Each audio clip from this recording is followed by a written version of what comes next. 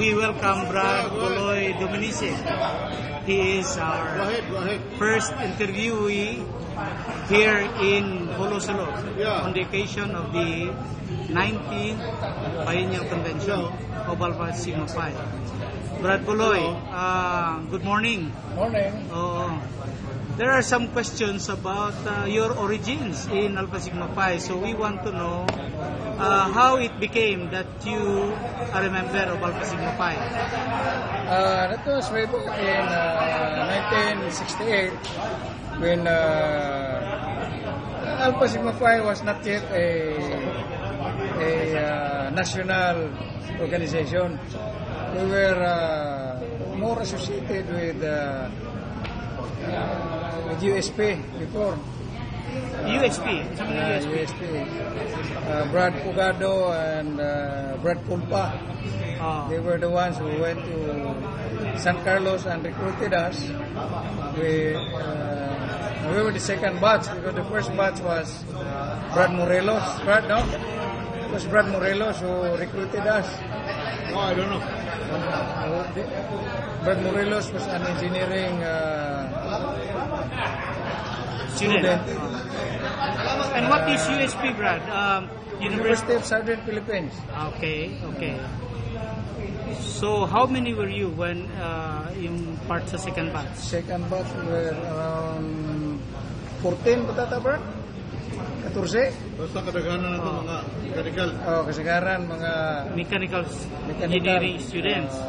Can you still remember the names of these, batchmates? As much as you can recall. One was the Brad Lenes, Brad Tony Tumpar, Brad Jonathan Camunyas, Chung Lee, Brad Chung Lee, then the late Judge Brad Hinguyon. Hendrik. Hendrik. Amo ba? Kabatch mo ito. Kabatch ninyo sa San Carlos? Okay. Very significant. Brad Espina. He is now also a lawyer. And why did you decide to join Alpha Sigma Phi? Just recruited and just for the heck of it. Now, nung nasagpaan ako katulo, paano may mundan?